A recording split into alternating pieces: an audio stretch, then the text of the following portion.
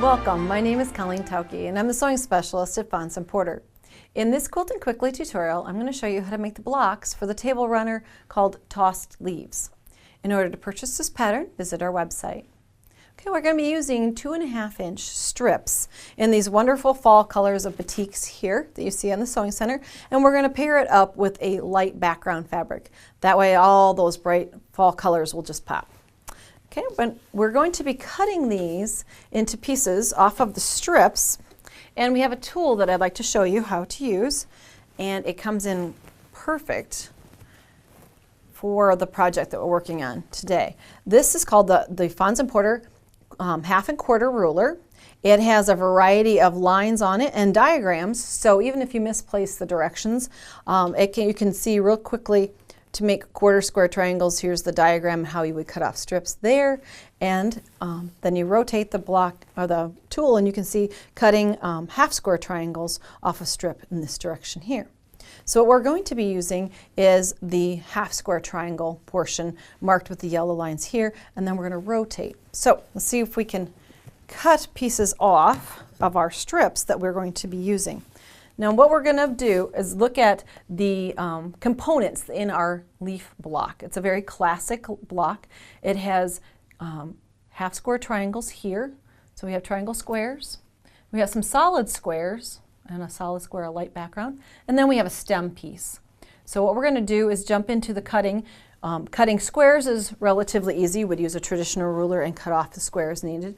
But we want to then, instead of wasting any fabric, we're going to use the tool to our advantage to cut triangles. So we're going to come in here using our strips. And with batiks, you could cut 2 layers at a time if you'd like, because there's not really a right or a wrong side to batik. But if you're using a print fabric, you will want to open that up so that you're cutting just 1 layer at a time, because there definitely is a right or wrong side to those fabrics. Okay, what we're going to do is we're going to come in, and the tool will actually tell us if we're working on a, we want a finished 2-inch square, we're going to use a 2.5-inch strip. So we'll line that up with, and I've cleaned up this side already before we started, and I'm going to line up that 2.5-inch line with the bottom of my strip, and the little yellow triangle you see here should hang off the top if it's properly placed. So we've got that in place. Then we can come in and cut right along the side at the diagonal, and that will yield us triangle pieces like that. Now you say there's a point on this end and not one on this end. That's okay. They're still going to work out fine. And then we also would need some cut from the light fabric for the background. And so we're going to cut again, lining up cleaned up edge here. Line up the 2.5-inch line with the bottom of the strip, making sure that yellow triangle's hanging off the top, and cut again. If you get really good and your rotary blade was really sharp, you could layer on top and cut through all the thicknesses at once. But here we have pieces cut then for triangle squares. We can then go back and match up a light and a dark like this. And you can see that by joining these together, we would create this block. Now some people will say, those are small triangles. I'm not used to piecing such small pieces. But with just a little effort, it works quite easily. We can go under the sewing machine, make sure we have it set for a 1/4-inch seam. And when I was working on setting up the components that went into this tutorial, I realized that a lot of times when I get to the end of the seam, I tend to think, I've made it to the end. Let's just whip off the end and go quick. But that tends to make your seam allowance crooked. So if you go slow as you approach the end, you will have a more accurate seam allowance all the way to the very end. Because people a lot of times will comment, well, how come at the end I tend to veer off to one side? Just take those last couple of stitches slowly and you may find a difference in your piecing. Okay, now we've got that seam together. You'll notice how they matched up. Some have the point end, some have the blunt. It worked out fine.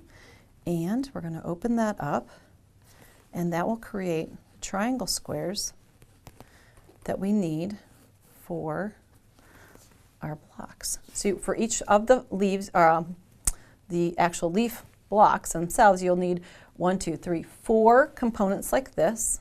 You'll have 3 of the squares that you've cut from your print fabric for the interior of the leaf, and then just one of the solid tan or background blocks. Now we have to address the last piece, and that's this block here. Now it looks a little like it might be actually seamed in there, but this is applique, and if you haven't done applique before, this would be a really easy one to practice a skill on. What we're doing is actually starting with a plain fabric like this, and we're taking a piece of the orange fabric. In your directions, it will tell you to use a fusible agent to the reverse side of your print fabric. So using something like Steam Seam or any of the other products that you enjoy to or have maybe not even used yet but are going to try out here, follow the directions for applying this to the back side of the fabric. And you're going to do it in about a 4-inch chunk, and then you're going to go back and you're going to cut strips like this was using your ruler and your rotary cutter. And once you've done that, then the back side of that fabric, it has a paper side that's still adhered, and when you get a hold of the paper side, you've now made an iron-on stem. You can see there's kind of a glassy look to the back side. That's the glue agent. You'll take this to your ironing surface, move this out of the way, and reading the instructions, you're going to want to then press this in place across your block diagonally. Now, if you're working in an area that your strip is longer than your background block, I know it's hard to see the background block here, but you're going to want to put a pressing sheet or something to protect this ironing surface so that you don't adhere the entire thing to your ironing board. So you're going to set that seam or iron that in place, and once that is then glued in place temporarily, you can go back then with your sewing machine and set the machine for a blanket stitch or a zigzag stitch, or you could even do a hand blanket stitch, whichever you prefer, to finish off the edges of that applique then. And that will then be the last component that you need to create your leaf block. And then you start to join rows, making sure that you turn your triangle squares in the proper direction. And that'd be row number 2, and then with your stem in place there, making sure that these angles stay the same as you're going across, and then join rows to make blocks. You need to make 21 leaf blocks for tossed leaves. For more of our quilting tutorials, visit our website. Thanks for joining me today.